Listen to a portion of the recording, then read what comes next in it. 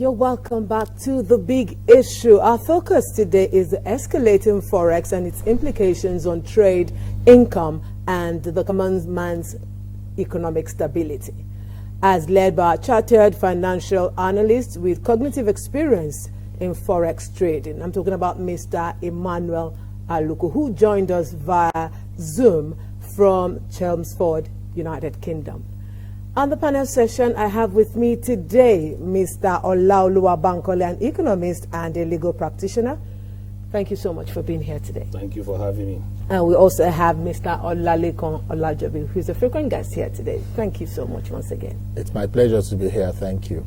Great. We heard, the perspective of Mr. Aluko. One of the key things he talked about is the talk of the need to diversify our economy. And then administration after administration since independence, we have been talking about this. Do you think, I'll start with you, Mr. Bankole, that we have been walking the talk, or it's all about talk all this while? I believe that, once again, thank you for having me. Let me also say that I'm on all for with the perspective of the leader discussants. What he has said is nothing but the truth. And let's situate this in a proper perspective. Our problem is basically low productivity. The economy has not been productive. In the course of this program, if we have the opportunity or the time to look at why are we not producing, what are the reasons for our low productivity, we're able to talk about that. But coming to your question about the need for diversifying our economy base, well, over the year, people have been talking about the need for diversification. It is not just as if we are just hearing about what is diversification. Our leader has been talking about it for quite some time. Unfortunately, we have not been able to walk the talk. So it has always been a motion without movement as far as the issue of diversification of our economy base is concerned. Don't forget that sometimes in the 70s, the question was that, what people were saying then, that the problem of our country is not about resources, it's not about money, but how to spend it. Unfortunately, such resources, the quantum that we have in those days, if we have used it to diversify our economy, will not be saying what we are saying today. So I still believe that we have not walked the talk as far as the issue of diversification of the economy is concerned. And essentially, these are the problems that is affecting our the escalating cost of the forest that is being talked about. For instance, it's just a basic economic principle that the issue of demand and supply relationship. As we have it today, our balance of trade is negative. If you look at our external reserve, it's in quandary. So these are some of the reasons that is affecting the issue of value of naira. And so if we have enough time, we can actually interrogate some of these issues. Yes, I can see you were smiling when he was talking. Yes, practically we see that Nigerians, one of the basic issue about the discourse is that people are not available and are not opportune to have basic information about economics. Everybody goes out there to work. Nobody actually cares about the worth of what you're working for. What comes into your hands, and what is the purchasing power of that unit of currency called the naira in terms of what you have used it to purchase. What is the marginal propensity to consume, marginal propensity to save, and even invest. These are many more are the issues we have on our hands in Nigeria, and because of that, we are now talking about the unit of currency of another country. What's happening to naira in those days that he has mentioned, we found out that it was almost 1-on-1, even if not less than. But today, reverse is the case. We have retrogressed about 600% downward slope. And this, to a certain extent, is showing to what extent the economy of this country is. But most importantly, we have to know that most countries model their economy on the basis of how the principles of that economy that they are actually going to practice, model it after. And because of that, we have seen so many countries with which we had independence together with before now, and they have, leapfrogged into the economics of the world, whereby they are competing favorably in the globalized economy today. An example is China, of course, and we always make mention of that most times. even with their large population, we still see that because of the human development capital, their capital development rather, that they have put in place, it is easier for them right now with almost 1.6 or 7 billion people on the face of the earth to be able to have an economy that is grown and is modeled to a space whereby the people of that country, they have potentials in terms of development of the resources they have. One, they are competing globally in the whole world right now. They have made use of that volume of population, and in the last 10 years, they have been able to move about 100 million Chinese, from poverty into wealth. And this has only happened because they have closed their economy and they decided to, fashion it and model it according to the economy with which they have studied their environment and their people to be. But ours now, I remembered in those times when we were talking about in 1985 when the issue of the structural adjustment program came, and it was a model, that was fashioned at that time by IMF and World Bank for us to make sure that at least we diversify the economy, we reduce poverty, we try as much as possible to improve on our external international trade, and so on and so forth. But we found out that that was in the last almost 40 years. What has become of those principles? We were supposed to model it after then, but what is even the kind of economic system Nigeria is practicing? We need to ask ourselves further to know that dollarization of all the things, because right now in the old world, it is clear that dollar is just the unit of currency to contend with all over the world. So it's not even about the naira per se, but all the indices that we need to put in place in terms of the rate of inflation, in terms of the balance of trade, the balance of payment, and so on and so forth. All these are indices that we need to put in place to understand. But do we even have data? Do we even have statistics? Sometimes they come up with statistics that are not even clear. You wonder where they're coming from. So Nigeria has so much on its hands right now, and all these things borders down to leadership.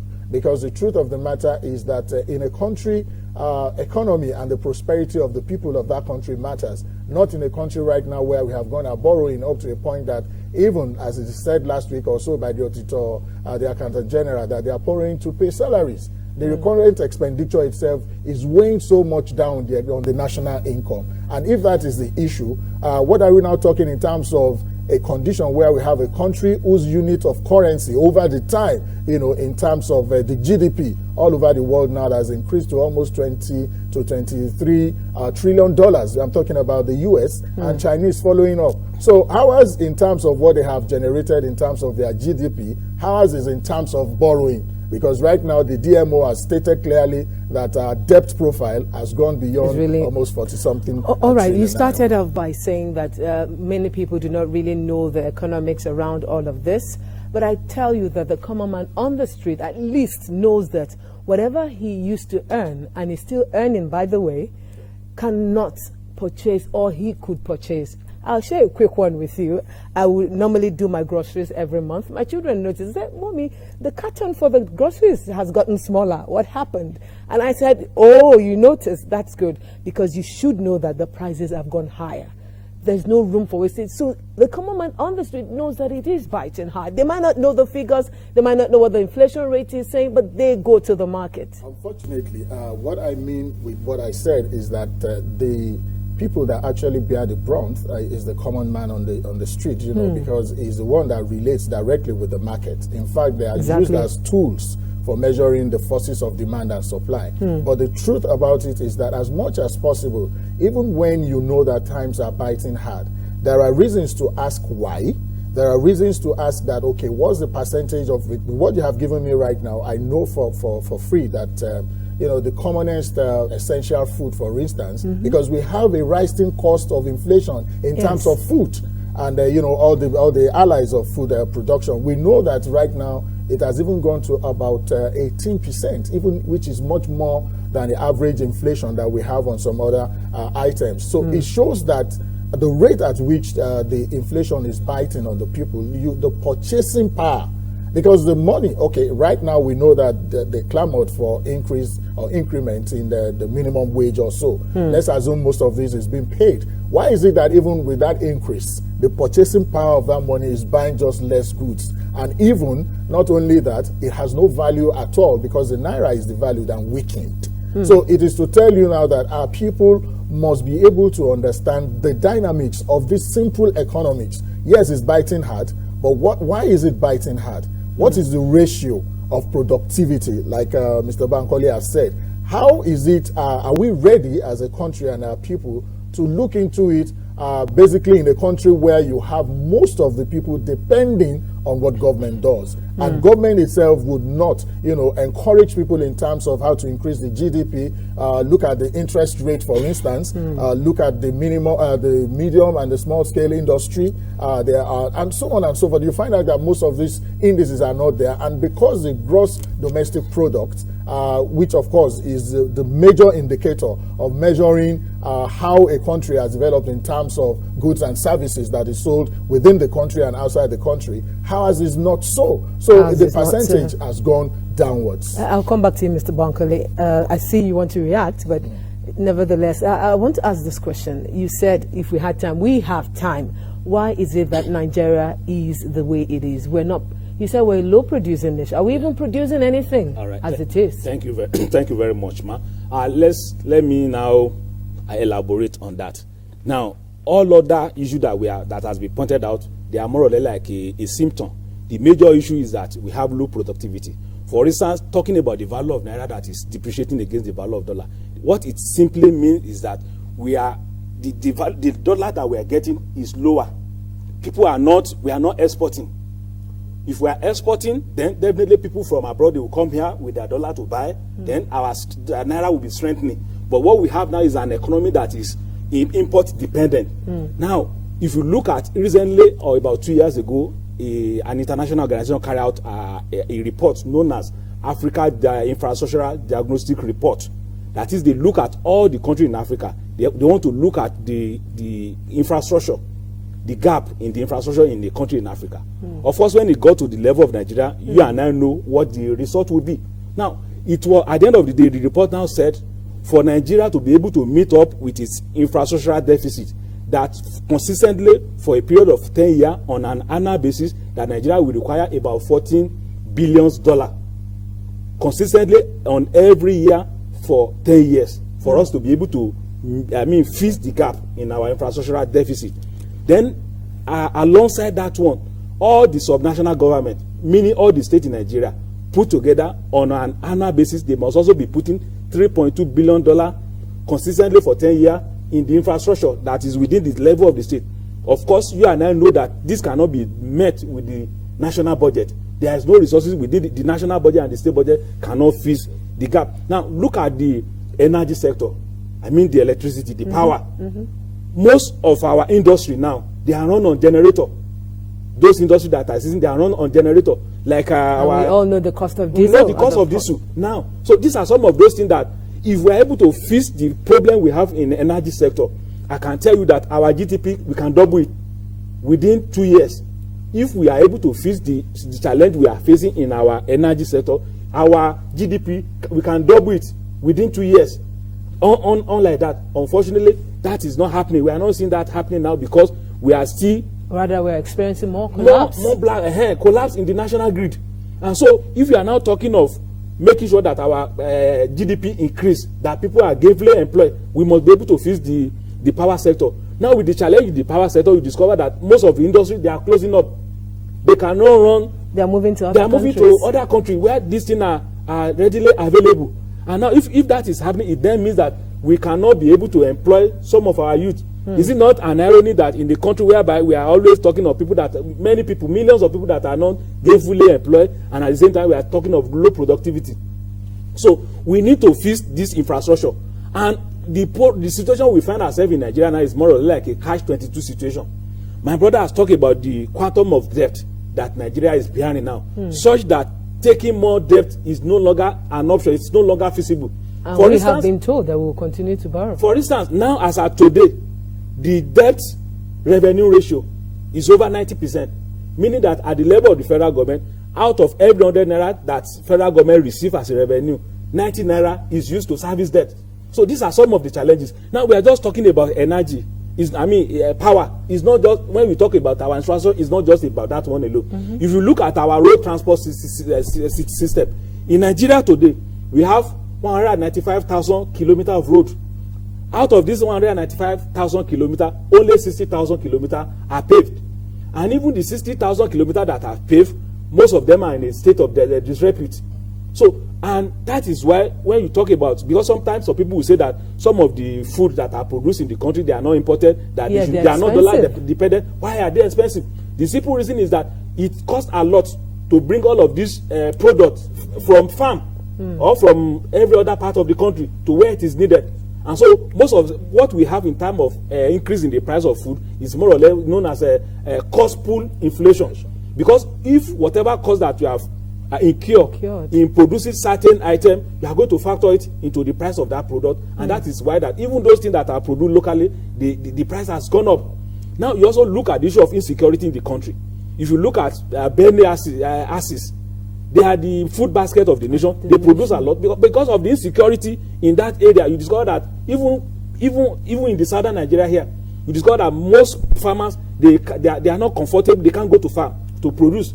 And so when demand is more than supply, that is, if what is supply is less than what people want, the price will naturally goes up. So these are some of the challenges that we have found ourselves as a country, and it is now time for government to now sit down to look at what are the options available. For me as an economist, I won't subscribe to government, I mean especially federal government, taking more loan now, because as of today, the debt to revenue ratio is over 90%. So if out of 100 naira that the federal government realize we are using 90 naira to service debt, then that is no longer an option. So there are other options that maybe probably government can also look at into. For instance, we have the issue of build, operate, and handover. Some of these roads that are very, very, very, I mean, viable, government can give to private sector for them to look at it, let them do it, and run it for some time to recoup their whatever investment they have put into it. That is that. Then we also have this issue of tax incentive. Government can decide that some of these big time company, government can give them some tax holiday so that whatever they are supposed to use to pay in form of tax, they can use it. We have seen Dangote doing that in some part of the country. Then one other thing that we have been talking about, which government needs to take serious, is this public-private partnership. Government must be able to handshake with the private sector in terms of public-private partnership. However, I will insist that we must have a clear framework that will give the duty and responsibility of government and the private sector that is collaborating with government in terms of public-private partnership. Because most of these days, what we see is people building a portfolio, PPA, private partnership. They will come, they will take so much from government. At the end of the day, we didn't see them again. So we must have a clear framework on all of these things. Then one other thing, lest I forget, that I also want to talk that is also affecting the value of naira, is the dollarization of the economy of this country. Now, recently we are aware that when some of the major political parties were doing their convention, we had this idea that people are giving dollars, paying dollars. So we moved from the aside from the legality involved. You know, I know that as a lawyer, I also know that relevant section of the Central Bank Act of 2007 make it that naira is the legal tender in this country. For God's sake, it is there in the Central Bank Act of 2007 that the naira is the legal tender. That whatever transaction that is going on within this our own economy here, we must use naira. I'm also aware that there are some institutions, some of these elite institutions that are now requesting for people to be paying dollar. Even some real estate firm, they are now asking. These are what is putting pressure on naira. Whereas the dollar that is coming to the country is very, very low. The little one that we have, we cannot deploy it into productive use. So these are some of the things that government actually has to look into. Otherwise, the economy collapse on our head. God forbid. I'll come to you, Mr. Olajobi now. It's been like 23 years of our democratic, experience, and like he said, these are issues that have been there. Electricity. In fact, before this government came in, they said something about it's not being rocket science to actually fix it. But we're still where we are at the moment. Year in, year out, administration after administration. Is it that it's a function of we're not having the right policies? Or is it that we're having round pegs and square holes? Or what exactly? And then the fact that many would tell you it's not that we don't have the human capital, because when Nigerians step out of this environment, they do great things. Why doesn't it seem to reflect here in Nigeria? Going by the analysis that you have given right now, it's clear that we have had, since 23 years that you mentioned, I think about 4, 5 presidents or so, and they have put so much, deployed so much efforts and resources into energy sector, which has yielded no result. As I sit down speaking with you right now, the national grid fell 6 times, this year. That's about the 6th time the grid is falling, and that we have low. In fact, one is expected that some places in Nigeria will be on blackout as we speak. It is to tell you the trend at which we have retrogressed in terms of finding a lasting solution to our energy sector. It must be clearly stated at this point that if that part of the development of the economy is not looked into properly, we might just be chasing that goose, and of course we won't have any results. Apart from what you have asked me again, because they are linked together, and we can put that in terms of what infrastructure is. Consider what even inflation we have talked about. There's what we call the energy cost inflation right now that is going on most of the things that we produce, the goods and services. And when you factor that, it becomes a great overhead. And because of that, you see that even investment that we are talking about, is not forthcoming, because nobody wants to invest in an environment whereby you will factor in energy cost, and at the end of the day, the whole cost implication is not even yielding any profit. And for a businessman who comes into play, wants to maximize profit. So I think we have not really modeled ourselves on policies that are implementable by people who modeled them, and at the end of the day shift grounds along the line, because what we do most in Nigeria is politics more than governance. And when that happens, successive governments are looking at the way of just taking power, but not diffusing that power to the situation where every time they carry in the Nigerian setting would have gains for what they are supposed to have gotten. The energy sector at this moment, yes, quite jokingly, they said one of the candidates of this political party is out to Egypt right now to source.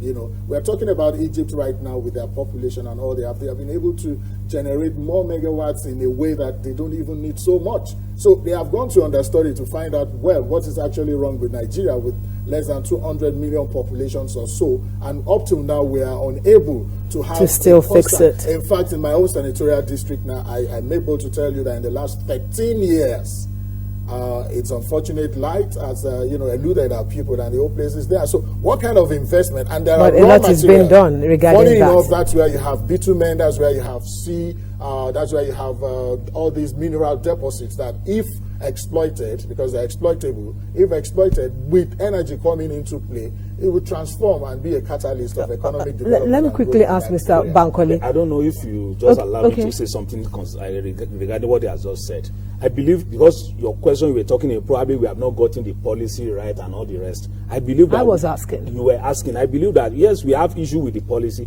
and that is the truth of the matter. For instance, in this country, and my prayer is that when the election that is coming up next year, we really need a leader that have character, that have courage and competence.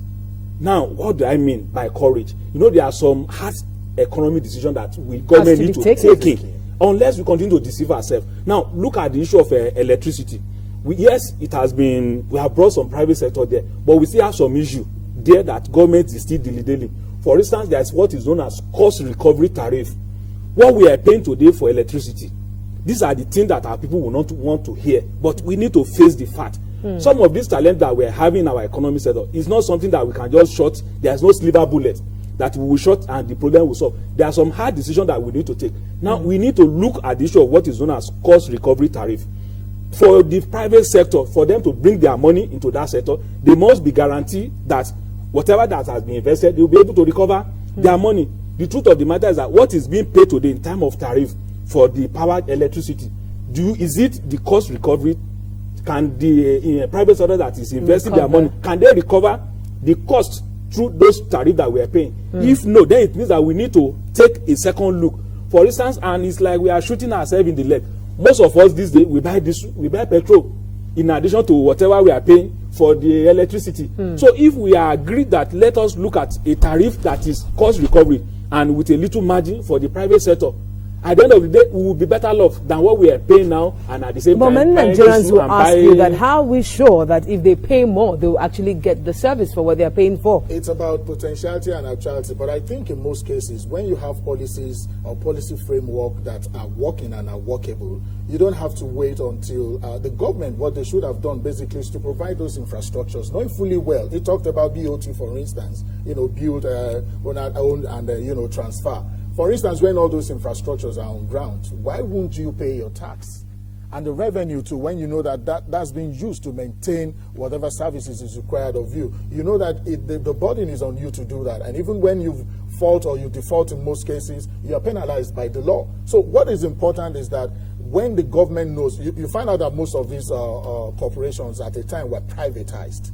And it's one of the problems we have right now, because look at the energy sector, the privatization till tomorrow. The problem is not that we don't have generation of all these power resource we have, but what about the distribution and the transmission? Here is a bottleneck till tomorrow. I'm telling you now that the generation itself is saying that they are owing them 1.6 trillion naira, that the federal government is owing, after they have done the privatization and all that. I think a government that is serious and responsible at this moment, if they come into play, must reassess most of these basic corporations to see if there are things that needs to be done, if there are debts to be paid, in fact, they can renegotiate most of those privatized firms in a manner that they will be functional, they will produce the utility that people deserve. Otherwise, we would continue to see that when you come and there are already bottlenecks, there are hurdles, there are obstacles, which of course has to do with policies that have already been formulated before, implemented by those governments, and you are coming on board as a new person, you might be having a lot of roadblocks that wouldn't allow such policies, to see the light of the day. So in terms of electricity, for instance,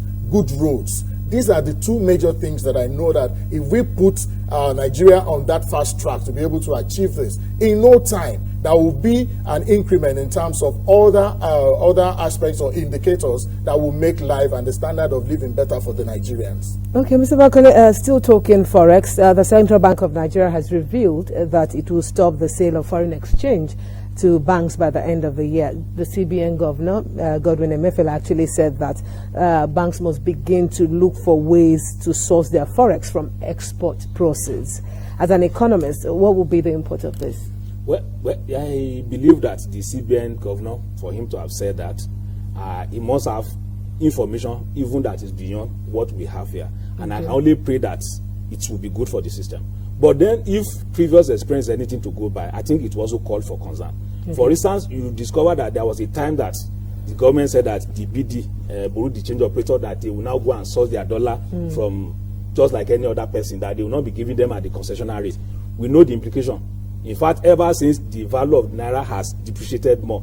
And so what I'm saying in a sense is that if that approach is such that it will make it difficult for the bank, commercial bank, to get dollar, the implication is that the price will go up. There is no magic about it. So I don't know. Prices will go up again. It will go up. So it means that the value of Naira will continue to depreciate. Any obstacle for the bank, for the commercial bank to be able to source for those dollar forex, if the obstacle is there and they cannot get it, at least at the level they were getting it from the CBN, the implication is that it will be more difficult. People will continue to be looking for this dollar, and as they are doing that, the price will go up. And if I can also talk about this issue, for instance, because even the portfolio investors, people that are coming to invest in Asia and are not invest, because of what they have seen, that the value of Naira is continuing depreciating, so they are now afraid. Even locally, I can tell you there are people in Nigeria today that even they have Naira, they want to convert it to dollar. So because ordinarily one of the characteristics of money is that it's a store of value. But when you now have this type of inflation that we're having in our country today, that the value of Naira is going down consistently, it's no longer a store of value. Meaning that your 1,000 Naira today is not 1,000 Naira tomorrow. So those people that have access to dollar, they will want to convert their Naira into dollar for them because they believe it's a store of value. In fact, they know that after some time, maybe 3 weeks, 2 weeks, the value will have appreciated compared to Naira. So what we need to do as a country is to ensure that all of this infrastructure that we are talking about, we cannot do any magic by increasing our productivity without addressing some of this infrastructure. If we're able to address them, then we can start to be more productive. Then even look at our agricultural sector. The major sector that can transform this economy today is agriculture. We have the manpower, we have arable land. What are we doing? What is our policy in agriculture? Are we achieving the desired goal? Centuries ago, Adam Smith talked about the issue of a comparative advantage and absolute advantage. If you look at our country today, the sixth zone of this country, the sixth political zone of this country, we have land that are suitable for different crops, different farm produce. Are we utilizing them? There are certain things that cannot be grown in the south, you can grow it in the north, across the sixth zone. So, but I believe that government can at least focus on that. Let us rejig our agriculture. I am not advocating that we should start buying cutlass and hoes for our youth. No, far from that. But we can do some mechanized farming. Government can start looking at those rural areas. What can we do? You know, we are talking of rural urban migration. Nobody wants to stay in the rural area. Everybody is coming to the center. And when they get to the center, there is nothing, they have nothing to contribute.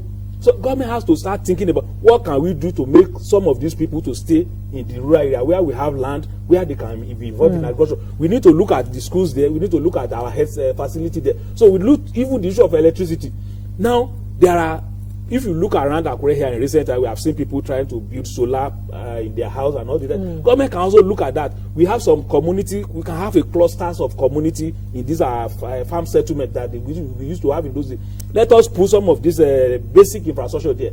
It will energize them and they can also increase their productivity. You know, one of the key things that Mr. Aluko said is that Nigerians are generally resilient and we're able to take in as much as possible. But with the way things are going, how much more do you think Nigerians can actually take? Well, an average Nigerian is resilient, like you have said, and you gave that example when you were telling me about the cost, you know, that you used to purchase your things, groceries and all that, like that's falling. Even as it is now, a pack of these noodles, you know how much it used to sell. If you were buying a pack before, I think one would have reduced it to a quarter or half by now. So this, and to that extent too, you know, they're still buying. It's just that you know, the quantity is reducing. It shows the resilience of an average Nigerian. But once and when this is overstretched, which of course I'm seeing and I'm foreseeing a situation right now, they might break.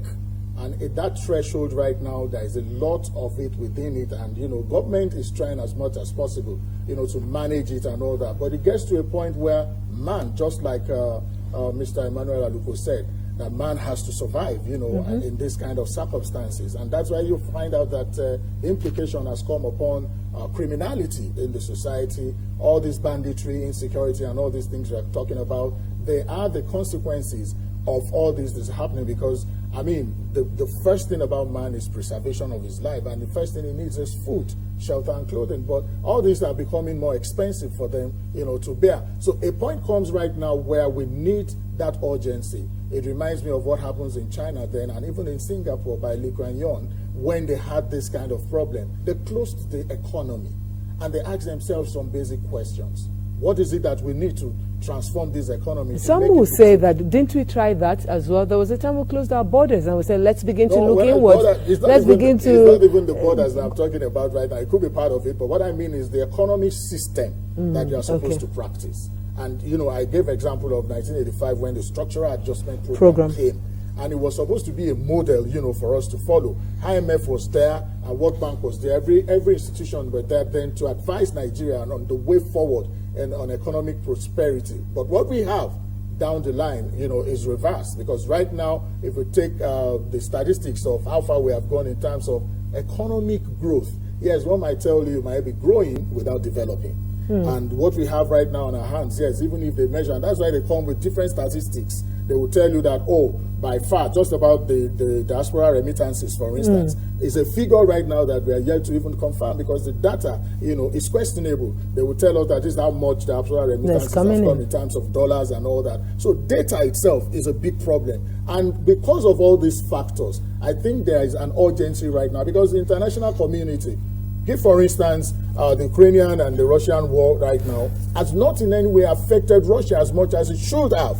And it's just because they have an economy that is fashioned, and the infrastructure is fashioned on energy and gas over the years, which of course they have maintained and they have become a monopoly of that particular produce. And because of that, no matter how it is now, they have been able to run this war all through. And a ruble in Russian currency, a unit of ruble right now, is as strong as even almost the dollar, despite the war and all that. Why? What do they rely on the energy fight? So Nigeria should factor what exactly is the problem, and we know that the problem is that we are solely dependent on crude for a very long time.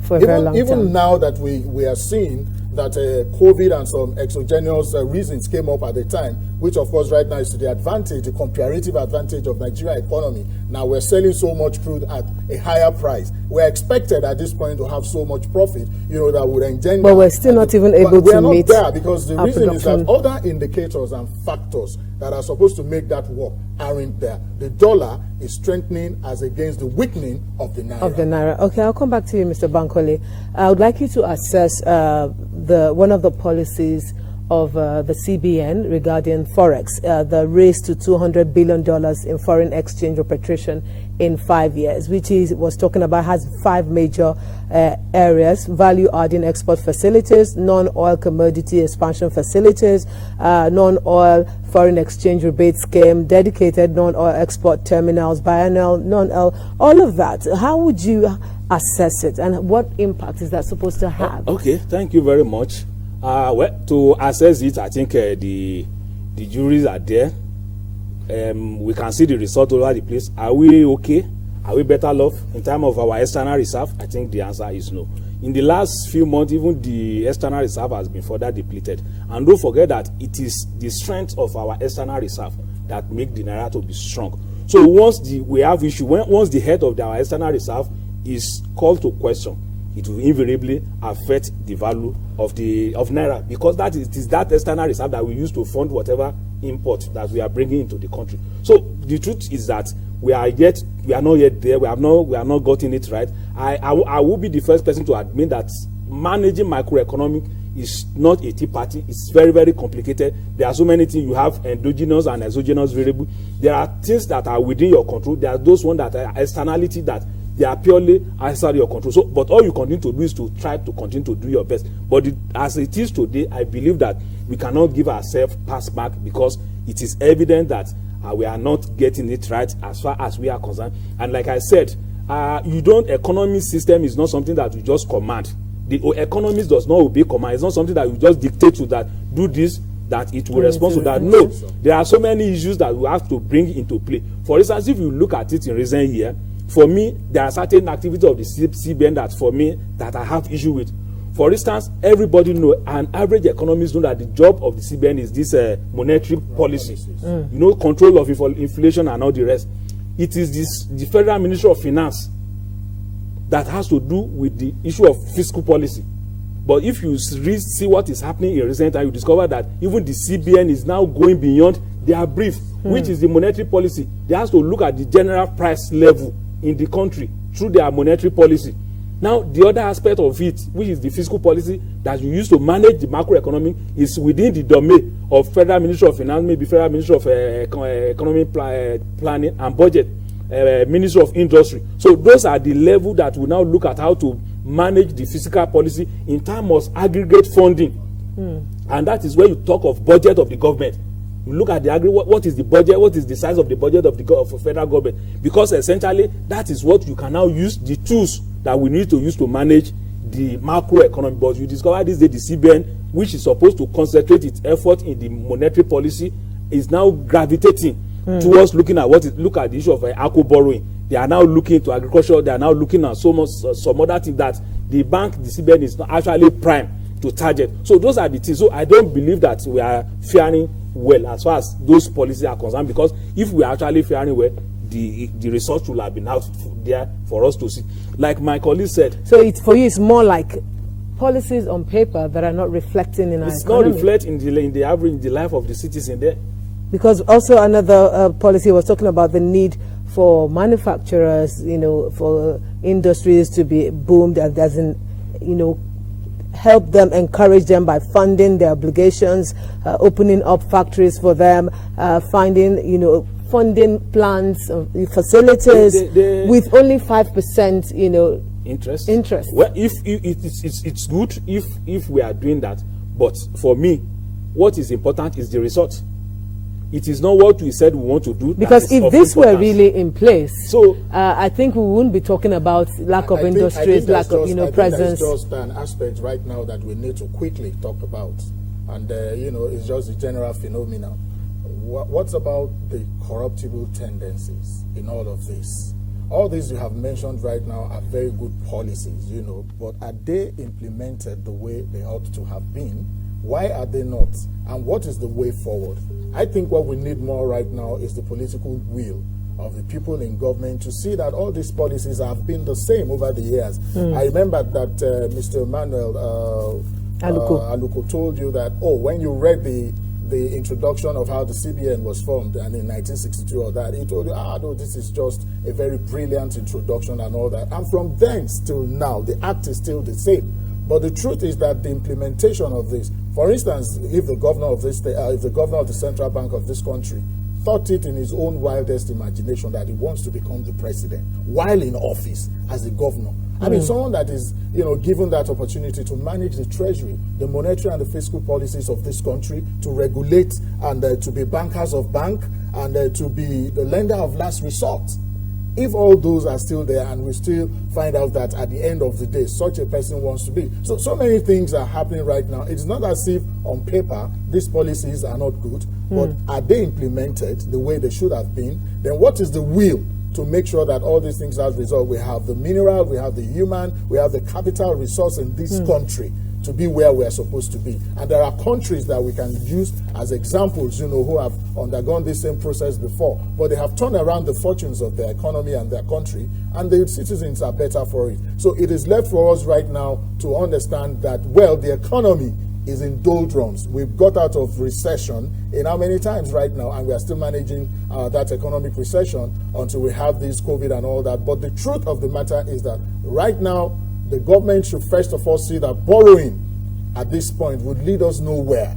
Because if you're borrowing to consume, which of course has shown in the recurrent expenditure of this country and is overloaded, and the burden is so much on that economy, weighing it by the balance of payments. You see the receipt there is always in deficit. The budget itself is in deficit. GDP via the revenue, if you look at everything, the percentage is high. The unemployment rate is about 33% and above. The poverty ratio, that people are at the same time are within that poverty bracket, that are supposed to be alleviated. All these programs are many more, are the things that are supposed to be done. Otherwise, when you continue to factor what dollar is to a naira, I'm afraid it might go as far as we have not yet seen. But if we do the right thing at the right time right now, which of course is an opportunity right now for Nigerians who wants to choose the next set of people to, lead this country, they must look within themselves to find out that what we need basically is economic prosperity in this country. And that can only happen. We have all it takes right now, naturally, they're there.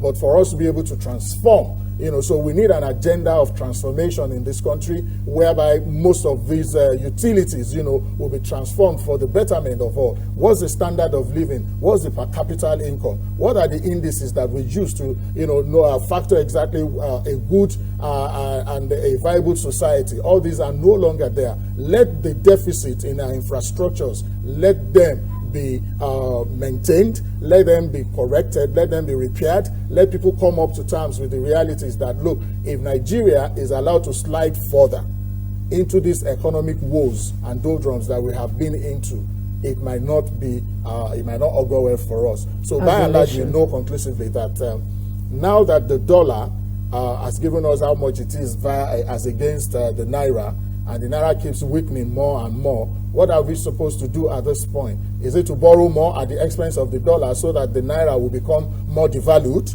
No. What we should do at this point is to close our economy, ask the economists that we have, what is the way out?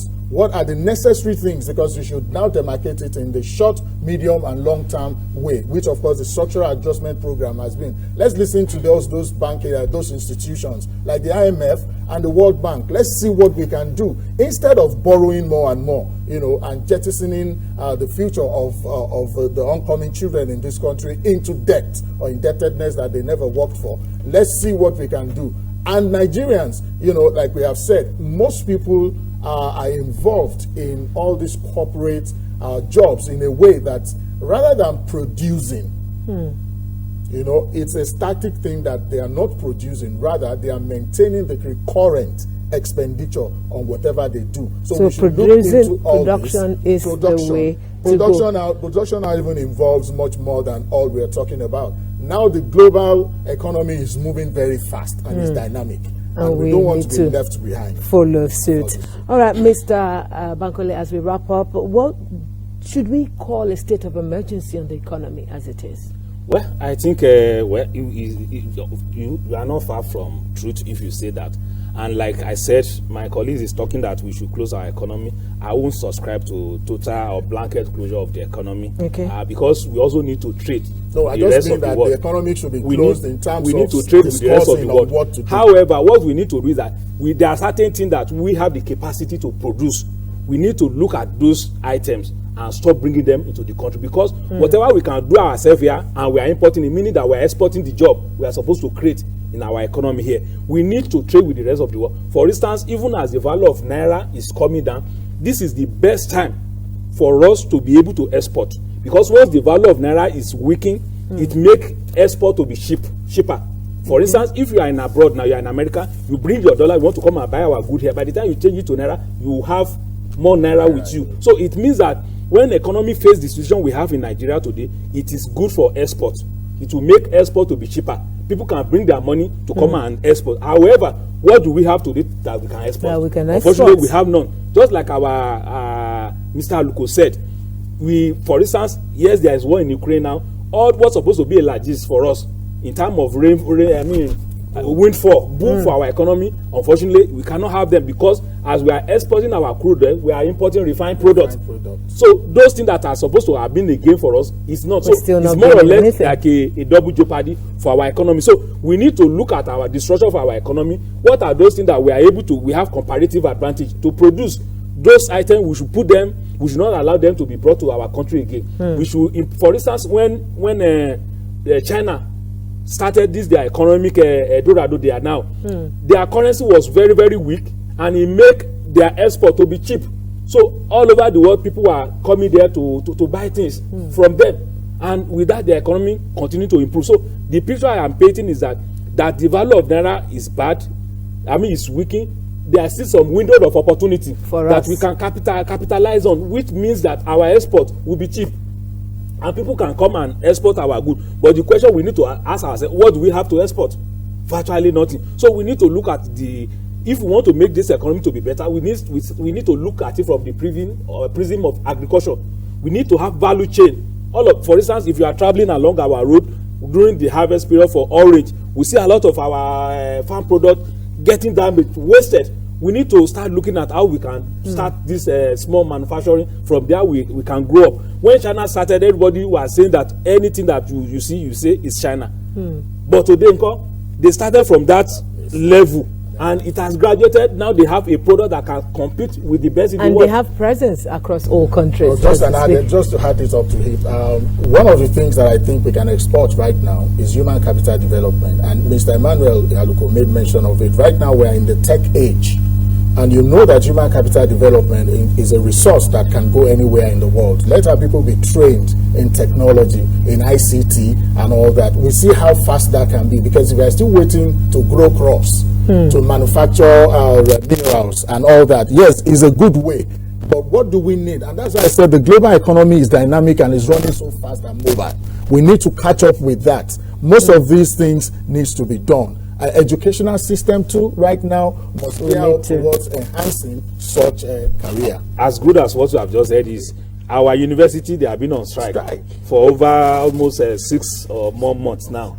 So how do we build this human capital? So we need a total overhaul of the economy. And we hope that we get there. Many thanks to you, gentlemen. Mr. Olaoluwa Bankole, an economist and a legal practitioner. Thank you so much for being here on the Big Issue. It's my pleasure. And to you as well, Mr. Aluko Olajobi, thank you so much. It's my pleasure to be here. Thank you. All right, that's the size of the program this day, this week. Let's do this again same time next week. I'm Obi Chukwemeka Oti saying bye.